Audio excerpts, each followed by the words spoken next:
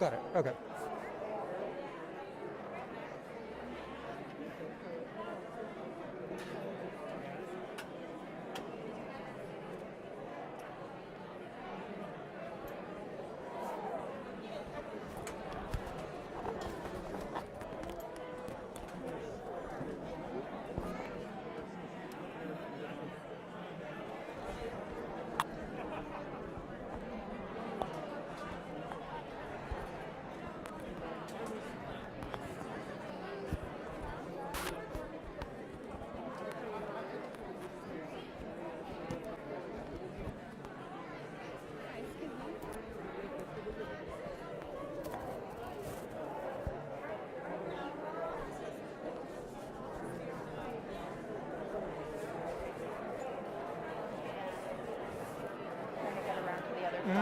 Go ahead.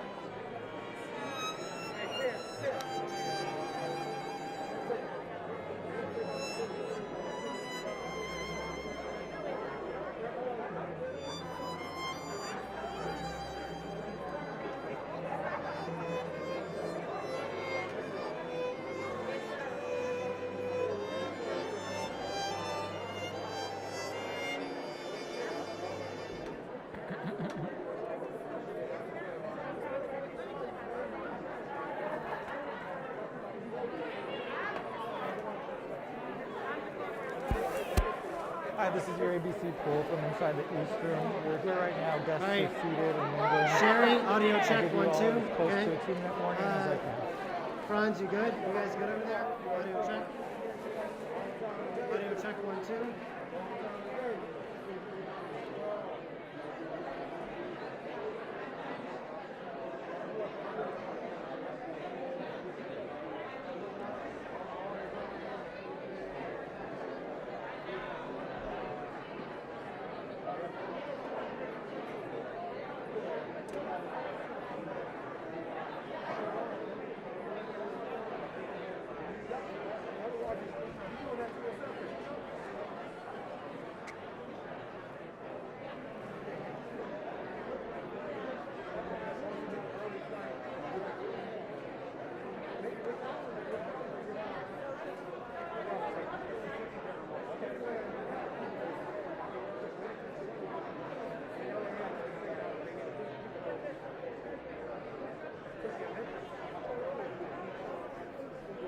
Audio check, 1, 2. Audio check, 1, 2. Ladies and gentlemen, please take your seats and silence your cell phones. Thank you.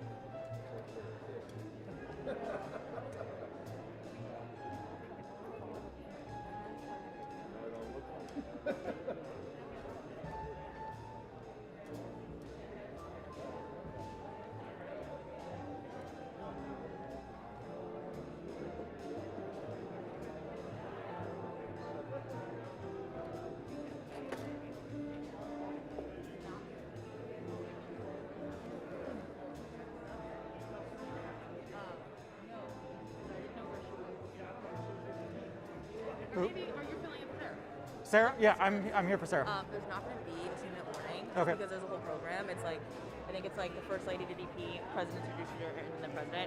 So I won't give it 2. Do you know how long till they walk out? So they're going to make an announcement when they're all about to come. Okay. But I'll try and find out when he is in his hold room, like in the room. And then I can let you know that, and that's like, okay, he probably will walk out in like a minute or 2. That'll be good. But it'll be a whole thing, like, there's like cabinet secretaries, like, and the president, they're like all gonna walk out basically when there's an announcement. Okay. But Yeah. basically there won't be a 2 because there's a whole Yeah, that walkout would be good.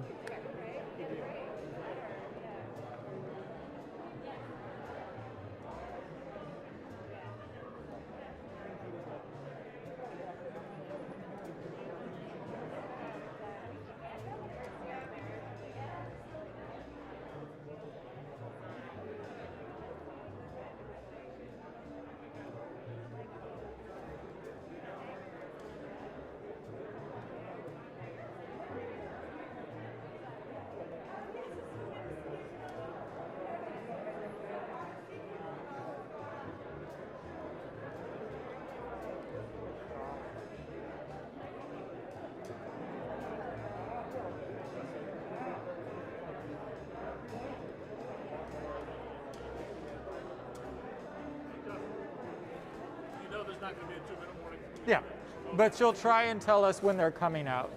Mhm.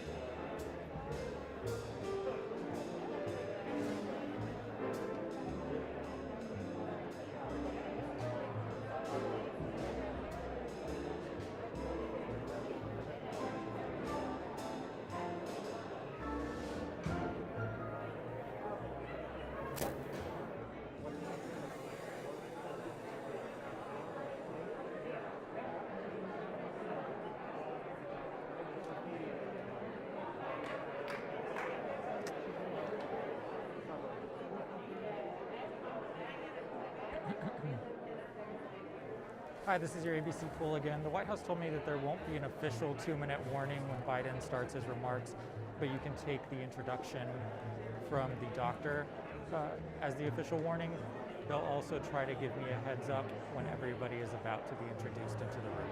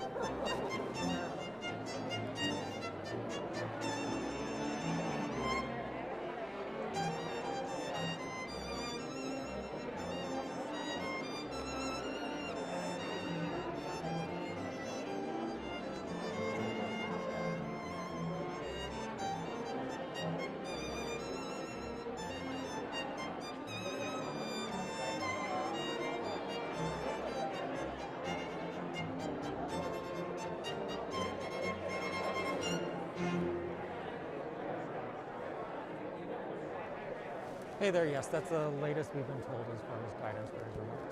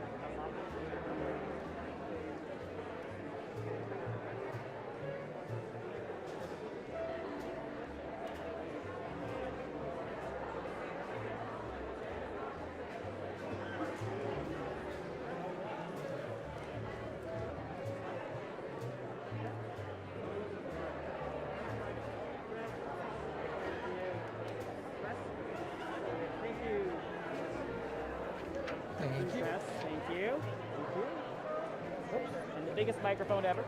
Thank you.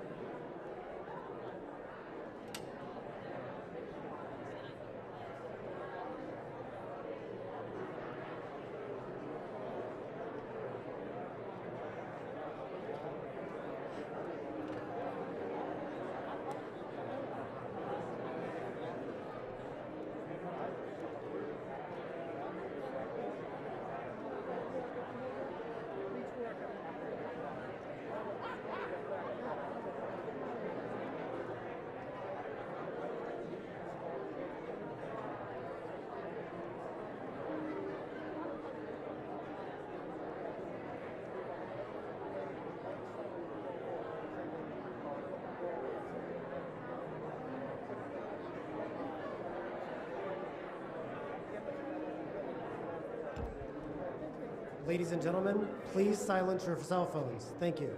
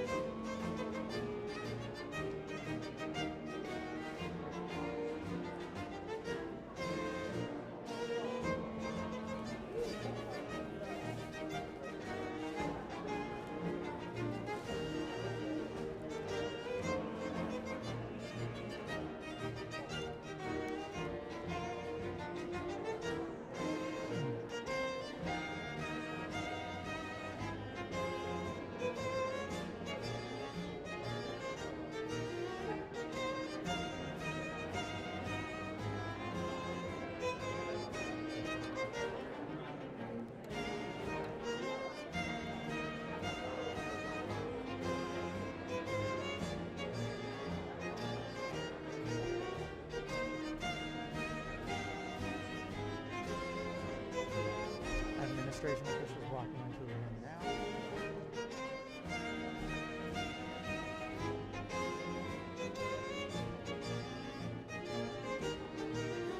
Still no introduction of the president and first lady.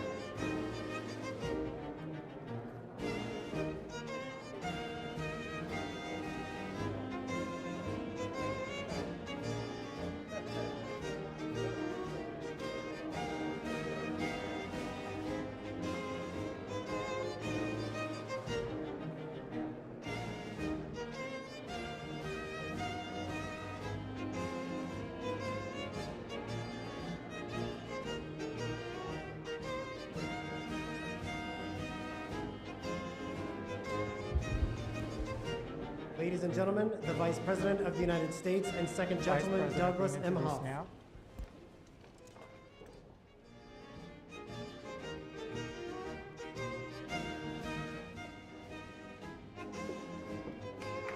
Announcement is going to be shorter. Okay. That'll happen in 2 seconds.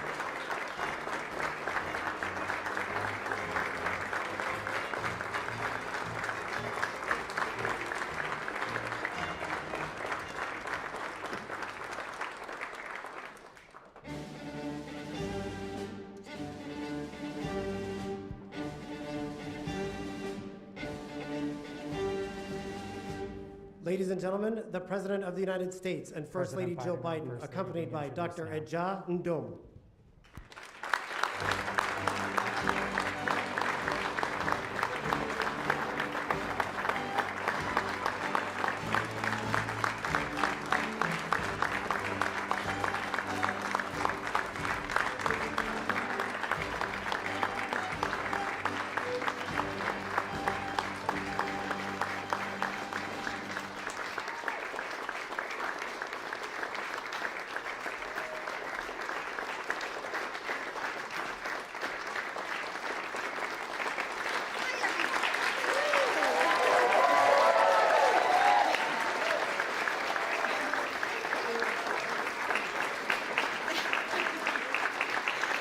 Thank you very much.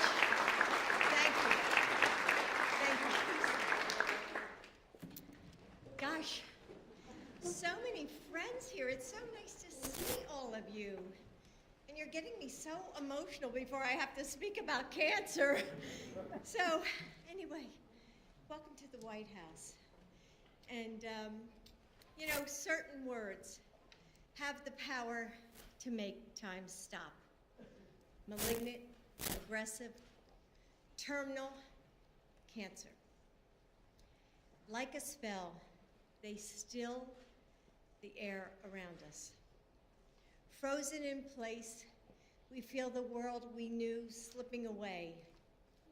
In the span of a breath, 1,000 questions fill our minds. What can I do? How do I tell people? Why did this happen?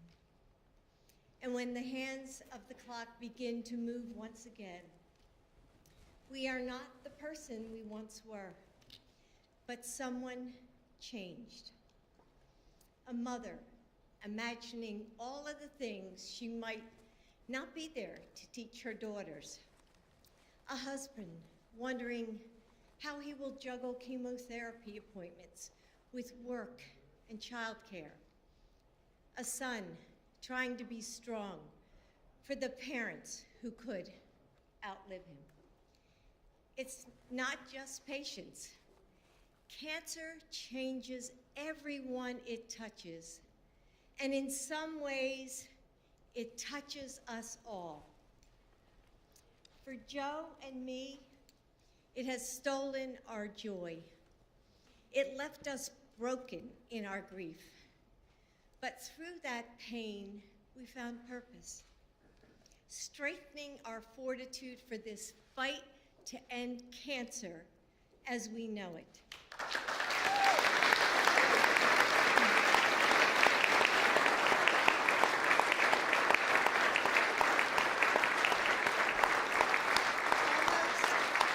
Almost 30 years ago, 4 of my friends were diagnosed with breast cancer in 1 year. And one of my dear friends, Winnie, lost her battle. Winnie inspired me to take up the cause of prevention and education. And since then, I've seen the darkness of this disease.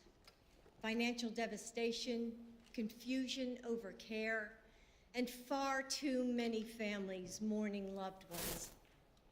Yet, I've also seen hope. In just this last year, I met a woman whose life was saved by determined nurses who just wouldn't let her skip her screening. I met a doctor who was inspired to become a cancer researcher because she survived her own diagnosis as a child. I've seen people come together from rival companies or opposite political parties, sharing knowledge and finding common cause, united by the chance to save lives. A cancer diagnosis today may still leave us feeling hopeless, but we are not hopeless and we are not helpless. We are living in a golden age of research and discovery. We can end this terror, and all of us have a role to play. Because this isn't just about hoping that one person will decipher the answers alone. It's about listening to patients and survivors and their families and easing the burden they face.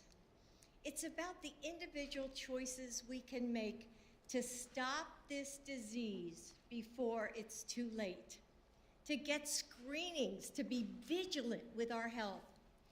It's about federal and state governments, the business community, and nonprofit organizations all helping to make those screenings more available and accessible. It's about bringing the brightest minds and the fiercest hearts to the table to learn and to collaborate and to discover together. Yes, cancer has the power to rewrite our lives, but we have the power too. More than we even know. We can stop it in its tracks. We can comfort and discover and dream our way past its paralysis. We can come together and rewrite the story that cancer tells. Now, as your First Lady, I'm deeply proud to be a partner in the commitments we're making to the Cancer Moonshot today. We're ensuring that all of our government is ready to get to work. We're going to break down the walls that hold research back.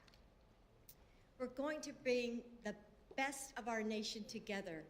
Patients, survivors, caregivers, researchers, doctors, and advocates, all of you, so that we can get this done.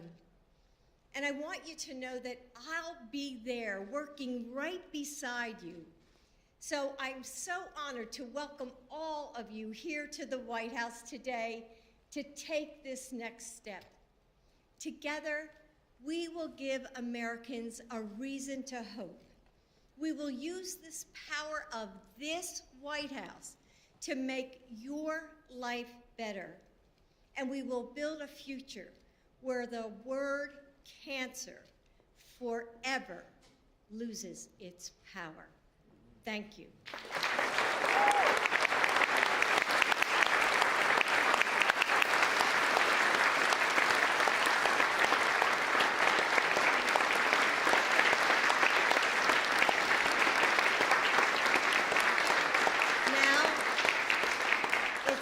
Pleasure to welcome our next speaker.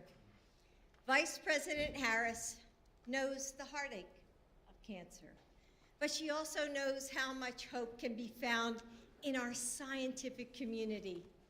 She knows it because she saw it firsthand in her brilliant mother, who dedicated her life to researching breast cancer. Kamala, you honor your mom's memory every single day. But I believe she's especially proud of you today. Please welcome the Vice President of the United States, Kamala Harris.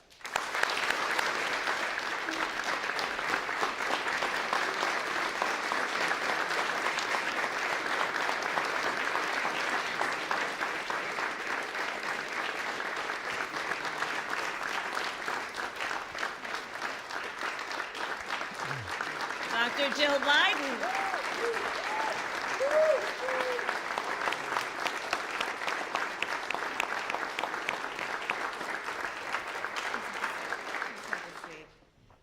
First Lady, Dr. Jill Biden, President Joe Biden. Thank you both for your incredible and long-standing leadership on an issue of national importance, yes, and of personal significance to so many of us, including me.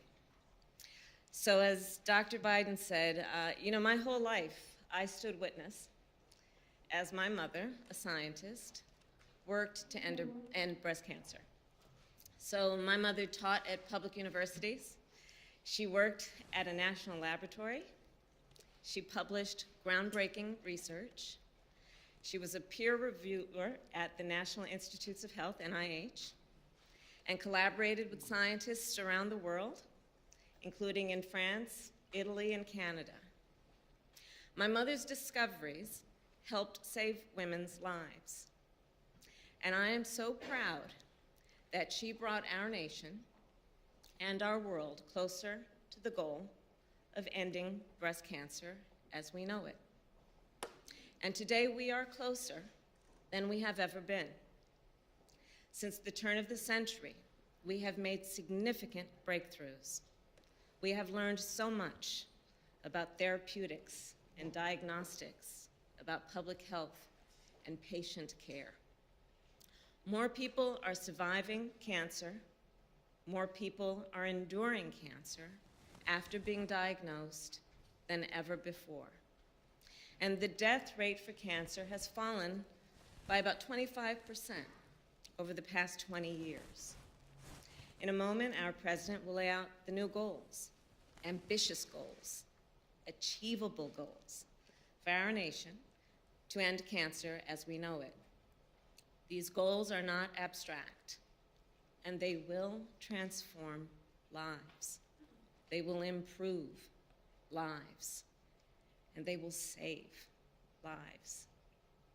So I said at the outset that this is an issue of personal significance to so many and for me. You see, after a lifetime working to end cancer, cancer ended my mother's life. I will never forget the day that she sat my sister and me down and told us she had been diagnosed with colon cancer. It was one of the worst days of my life. And an experience that sadly, millions and millions of people in our country have had. My mother was a fighter, all 5 feet of her. You would have thought she was 7 feet, but she was only 5. And as I cared for her during those many months, I watched her courageous fight. But after countless rounds of chemo, her body gave out. She was transferred from the hospital to hospice. And in fact, one of the last questions she asked the hospice nurse was, "Are my daughters going to be okay?" I miss my mother every day, and I carry her memory with me wherever I go. When President Biden launched his Cancer Moonshot 5 years ago, I of course thought of my mother. We may not have ended cancer as we know it, not then, but there is still so much work to do, and we are so much closer. The President's Cancer Moonshot demonstrates who he, our president, is. Because as you all know, out of his personal pain, he launched an initiative, this initiative, that will help countless lives, the lives of people he may never meet. This initiative also demonstrates who we are as a nation. In America, we not only dream, we do. We not only see what can be, we see where we can go in a way that when we reach for the moon, we plant our flag on it. So it is now my honor to introduce another leader who for many years has worked tirelessly in the lab and the clinic in that spirit. From Emory University School of Medicine, Dr. Ajay Andam. Thank you.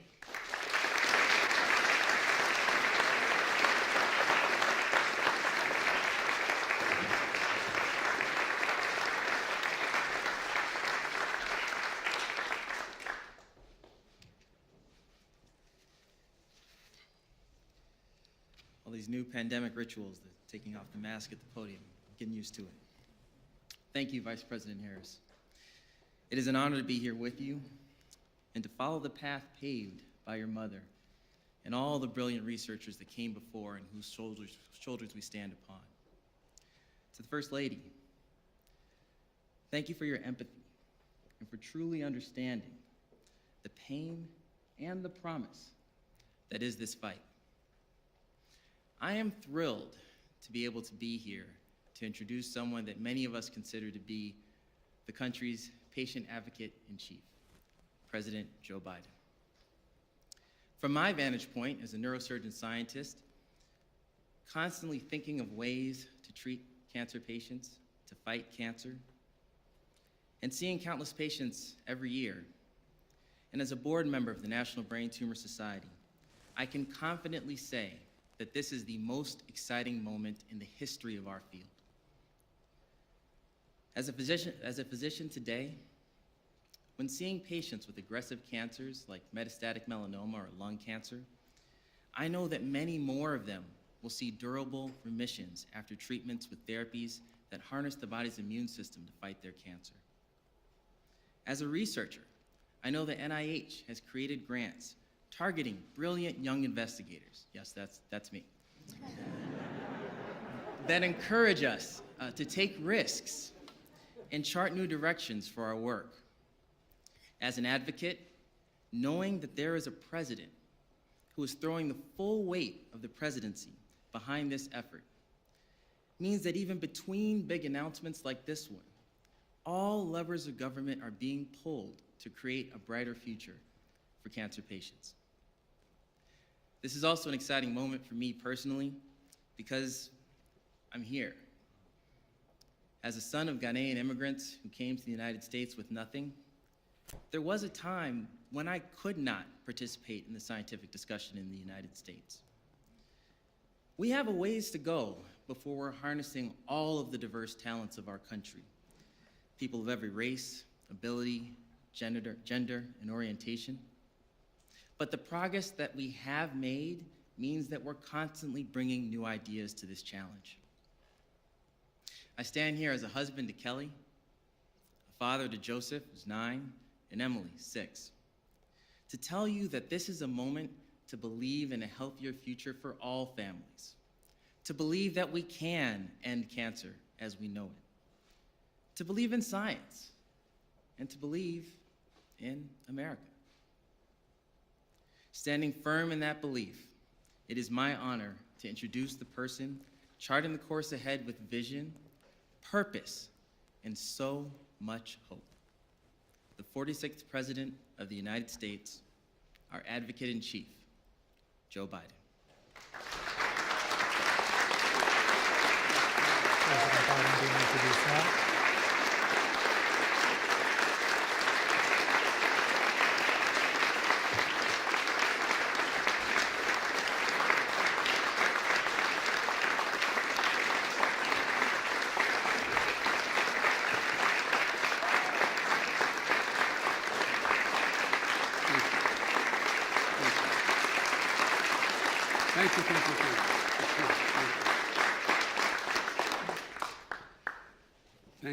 Thank you. I'm Joe Biden, Jill Biden's husband. Biden is speaking now. I want to thank you, Doctor, for that introduction. But I want to thank you more for all the effort you put in to change, save, alter people's lives, your dedication to it. And as I used to say in the Senate, I think it's still said in the Senate, if you excuse the point of personal privilege, I'd like to see that doctor on the end there. That's the man who spent 18 months trying to save our son's life. Doctor, I love you, whole family.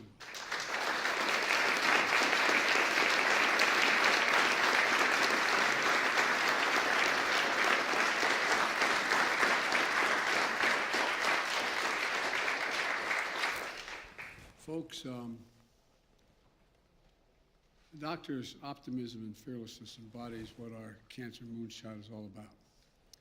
And of course, I want to thank Jill and Kamala and Doug. They just shared how personal it is for them and our families. And like so many of you, every one of you have a story. Every one of you have a story. And our message today is this: we can do this. I promise you, we can do this. For all those we lost, for all those we miss, we can end cancer as we know it. I committed to this fight when I was vice president. It's one of the reasons why, quite frankly, I ran for president. Let there be no doubt, now that I am president, this is a presidential White House priority, period.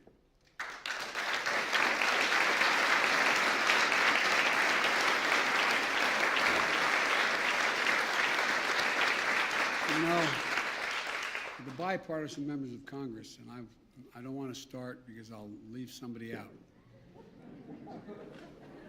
But you know, Congress is here. This is, they can tell you, one of the truly bipartisan issues in the United States Congress. I know their votes, but that includes Senator Patrick Leahy, Michael Bennet, Amy Klobuchar, Chris Van Hollen, Sanford Bishop, Representative Joyce Beatty, Barbara Lee, Jim McGovern, Donald Payne, Debbie Wasserman Schultz, Bonnie Watson Coleman, Tom Cole, Brian Higgins. I said I wasn't going to do this. Terry Sewell. And it can be truly an American moment. I'm sure I've left somebody out, for which I apologize. But this can really be an American moment that proves to ourselves and, quite frankly, to the world that we can do really big things. You know, we made enormous progress in the past 50 years. Since Congress passed and President Nixon signed into law the National Cancer Act and declared war on cancer, we learned cancer is not a single disease. You used to think at that time it was a single disease. There are over 200, as you all know, 200 different types of cancer caused by different genetic mutations in our cells. We discover new medicines, therapies, early detection, prevention, measures that extend lives and save lives. In the first 25 years since the National Cancer Act, the death rate from cancer was largely unchanged. Then things began to change. The progress over the last 25 years, the death rate has fallen by more than 25%. But here's the deal. Despite the progress of lives extended and lives saved, cancer is still the #2 cause of death in America, second only to heart disease. In the last 2 years of COVID-19 pandemic, the pandemic has taken more than 800,000 American lives. But that same period of time, cancer has claimed 1.2 million American lives, year in and year out. For too many patients and their families diagnosed with cancer, instead of hope, there's also bewilderment. Remember, Doc, you telling the family that we had to be able to ask questions and you were available, because it's a hard road to understand and traverse. The feeling of being on your own, a static adrift in a sea of patients, frustrated that hospitals and doctors can't only easily share your medical records or help find answers when there's minutes count, having to advocate for even the most basic care and attention for your loved one, a flood of information, completely different language, in many cases with no one to help you decipher it. Being within reach of a therapy that's too expensive or your insurance won't cover it. Despite all the progress, there's still a sense of powerlessness, guilt that maybe you're not doing enough because you don't know enough, and fear. So when President Obama asked me to launch our Cancer Moonshot in our administration, our goal was to bring a new sense of urgency to make the system of prevention, research, and patient care to take advantage of the 21st century science and technology. We began the process. Many of you in this room were part of that. We harnessed the resources of the federal government to change the culture, increase cooperation among scientists, and break down some of the silos. I note parenthetically, I remember I wanted to transfer a particular scan from a hospital in Pennsylvania to a hospital in D.C. And I was told I couldn't do it. I wasn't able to do it. Could transfer just about anything else in the world, but it couldn't do it. Because the hospitals didn't want the other hospitals to have access to their, because the patients could change their mind with all the records. That included everything from making federally funded cancer research more accessible to the public instead of hiding behind a paywall. We launched trials.cancer.gov so everyone can look up cancer clinical trials across the country and around the world.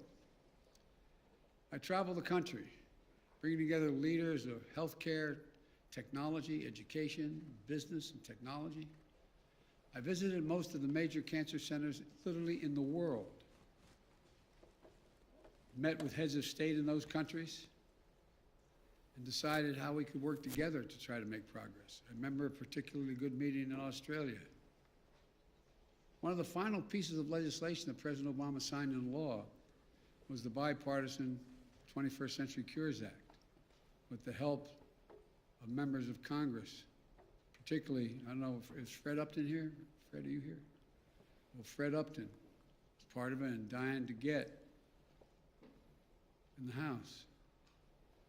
It streamlined the Food and Drug Administration, FDA, so that new cancer treatments can be evaluated faster. Provided 7 years of new funding, including research on cancer disparities, trial networks to discover new drugs and new efforts for childhood cancer. President of the Senate, as President of the Senate, I presided over the overwhelming vote after the election had already taken place, the presidential election, when everything is supposed to come to a screeching halt, a bipartisan vote to fund over $6 billion. And I watched my friend, and he is my friend, we disagree a lot, Mitch McConnell, stand there and ask unanimous consent to name the cancer provisions after our son, Bo. Cancer Moonshot brought the country and the world closer together on this issue. And when we left office, Jill and I knew we had to keep it going. So we took in a lot of you, we had 5 Nobel laureates and others who were involved. Through the Biden Cancer Initiative, we focused on turning the Moonshot into a movement to create the cancer research and care system that most people think we already have and that they all deserve. But they don't know we don't have it till they try to deal with it. And everywhere we'd go, people would share their stories in grocery stores, airports, rope lines. While we heard stories of loss and despair, the stories began to change just a little bit, a change of feeling, real hope. But not because of me and Jill, but because of all of you in this room and so many more at home. Doctors, researchers, advocates, caregivers, patients, survivors. And that's why today I'm proud to announce our plan to supercharge the Cancer Moonshot as a central effort of the Biden-Harris administration. It's bold, it's ambitious, but it's completely doable. Just as we harness science to develop cutting-edge COVID-19 vaccines and treatments, we'll bring a fierce sense of urgency to the fight against cancer. The goal is to cut the cancer death rate in half in the next 25 years, at least by 50%, and to turn more cancers from death sentences into chronic diseases that people can live with, to create a more supportive experience for patients and their families. And by doing these things and more, to end cancer as we know it. And here's what we're fighting and how we know what cancer looks like today. A disease where we often diagnose it too late. We have too few effective ways to prevent it. The stark inequities based on race, disparity, zip code, sexual orientation, gender identity, and other factors still persist. And we know too little about why treatments work in some patients in the exact same, that same patient with the exact same diagnosed cancer, it doesn't work in that patient.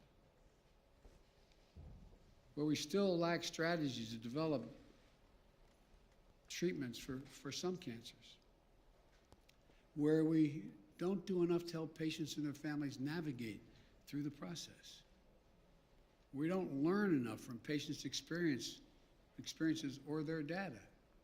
In fact, when we first started this work, one of the first things we did was make sure that doctors and researchers work together, share information, allow patients to share their data with other doctors and researchers to help others. But there's so much more to do. I remember we were going through this in the Moonshot, and my saying that I was told, oh, well, patients don't want to share their data. They all want to share their data. Sometimes y'all don't want to share what you know. And for each,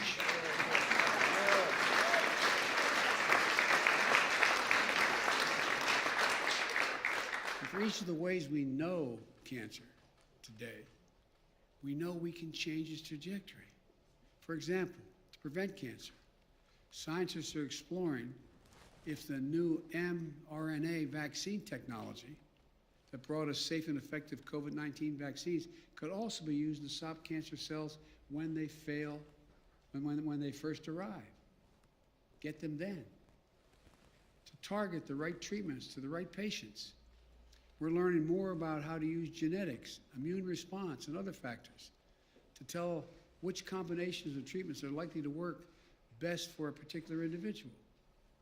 To address inequities, we can target prevention, detection, and treatment efforts so that all Americans, whether they're urban, rural, or tribal communities, have equal access to cancer diagnosis, therapeutics, clinical trials. There's so much more we can do. As I said at the beginning, this is the presidential priority. I will do my part on funding and using my authorities as president to break log jams and speed breakthroughs. I challenge and encourage all of you to continue to do your part. This will be bipartisan. This will bring the country together, and quite frankly, other nations as well. Here's some of the actions that I'm announcing today. First, I formed a new cancer cabinet, which is convened will convene in the coming weeks to include members of the cabinet who are here today, all the people sitting on the stage here. They'll drive a whole of government effort to unleash every possibility within our power, within their jurisdictions. The White House Office of Science and Technology Policy, led by senior scientist and advisor Dr. Eric Lander, sitting on the end there, will chart the path for the Cancer Moonshot for 2022 and beyond. I'm calling on Congress to fund my proposed ARPA-H, the Advanced Research Project Agency for Health. This will be a new kind of entity within the National Institute of Health, the NIH, with autonomy and authorities to drive unprecedented progress in biomedicine. It's based on DARPA. Most everybody knows in this town what DARPA is. That's the Defense Department's Advanced Research Project Agency that has led to breakthrough technologies that protect our national security, from the internet to GPS and so much more. ARPA-H will have a singular purpose to drive breakthroughs to prevent, detect, and treat diseases including cancer, Alzheimer's, and diabetes, and other diseases. And I think there's strong bipartisan support for this. But it costs money. And these are the best dollars we could spend. So we got to get it done. We got to get it done now, not wait any longer. I'm also calling on the scientific and medical communities to bring the boldest thinking to this fight. I'm calling on the private sector to develop and test new treatments, make drugs more affordable, and share more data and knowledge that can inform the public and benefit every company's research. And I'm respectfully calling on people living with cancer and caregivers and families to keep sharing their experience and pushing for progress. You'll have a voice and a seat at the table, I promise you. And here's the one thing we can all do. America has missed more than 9 million cancer screenings in the last 2 years because of COVID, 9 million. We have to get cancer screenings back on track and make sure they're accessible to all Americans. So today, I'm announcing a call to action for cancer screening and early detection. If you were supposed to get a cancer screening during the pandemic, call your primary care doctor today. If you're that doctor, talk to your patients. Get a screening schedule, whether it's in the office, at home, or through telehealth visit. Because the Affordable Care Act now will cover most private insurance plans as well as Medicare and Medicaid to cover the recommended preventive care screening free of charge. I'm calling on companies, healthcare providers, nonprofits, and others to step up, including developing mobile units and pop-up clinics to reach people where they live. And if you're putting off screening because you're afraid of what you'll find, they'll find. Let me say this, and so many people are, put it off. Last November, I got a colon cancer screening. I'm glad I did. Trust me, I know cancer's scary. Going to the doctors can be scary. But screening is how you catch it early before it's too late. The earlier you get it, the better shot you have. Let me close with this. There's a quote that when I made one of these speeches years ago, 5, 6 years ago, was attributed to Yo-Yo Ma. I later was informed it was attributed to Vince Lombardi.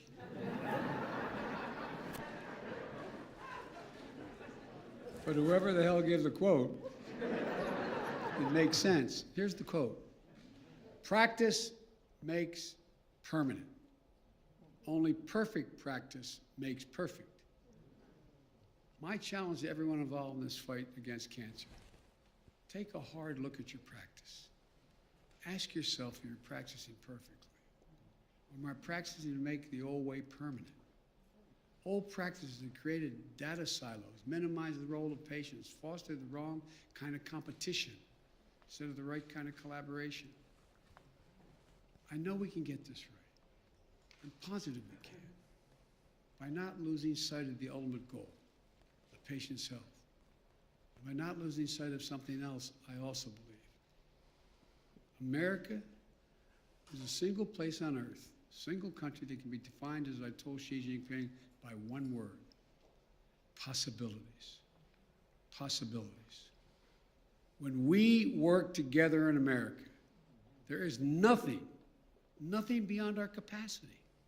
Nothing. So let's show the world what's possible. Let's show the world that we're committed. Let's show that we can do big things. That in the United States of America, when we work together, there's nothing beyond our grasp. I mean, nothing beyond our grasp. And I know of nothing, as I think my colleagues would say, that's more bipartisan than take on this fight and fundamentally change cancer as we know it. It's a mission that can truly unify the nation. It shows us at our best working together and rather than working against one another.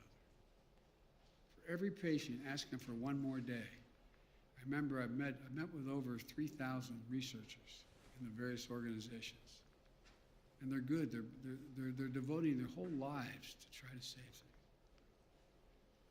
And they work really long hours, but they're not practitioners. They've not had that patient come up and say, "Doc, can you give me just 2 more weeks so I can see my daughter married? Doc, all I need, can you do anything to give me just 6 more months to see the baby born? That's all I'm asking for, Doc." There's a sense of overwhelming urgency. Overwhelming urgency. If you're a patient or a family member of a patient. Every patient asking just for one more day. They're not asking to cure me. One more day. One more week. Can I get another year to be able to do boom? For survivors and caregivers who carry the physical and mental scars of treatments and recovery. And for those who have lost, and for the ones we can still save, let's end cancer as we know I refuse to believe this is beyond our capacity. I refuse to believe it. You know, when I put together the Cancer Moonshot, I was vice president. The president gave me authority to task anyone in the administration. When they found out I had the Department of Energy and Ernie Moniz, when they found out I had NASA and a lot of other agencies, looked at me like, what's the matter with you? I said, guess what? NASA knows more about radiation than all of you. Seriously. In Ernie Moniz, we're at a place where we get 1 billion calculations per second.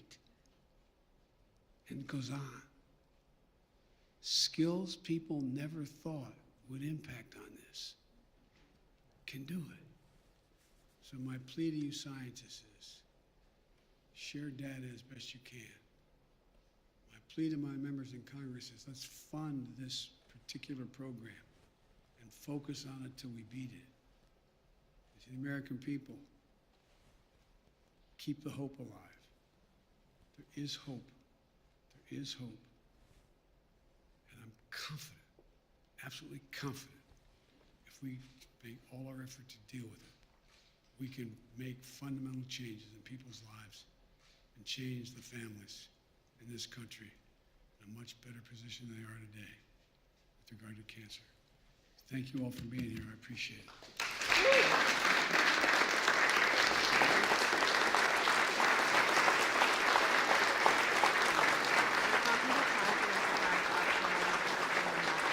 Okay. You switch out with Natalie? Yeah.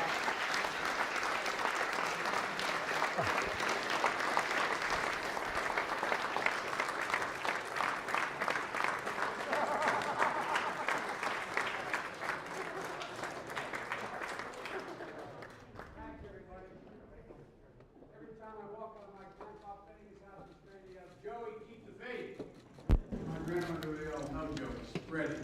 Go spread the faith, guys. We can do it.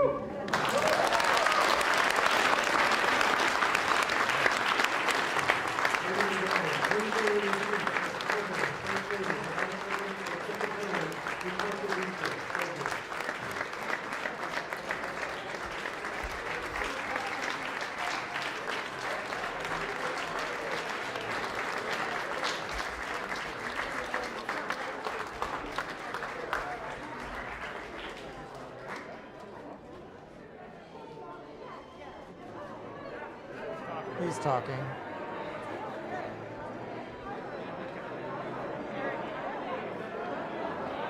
Oh, sorry.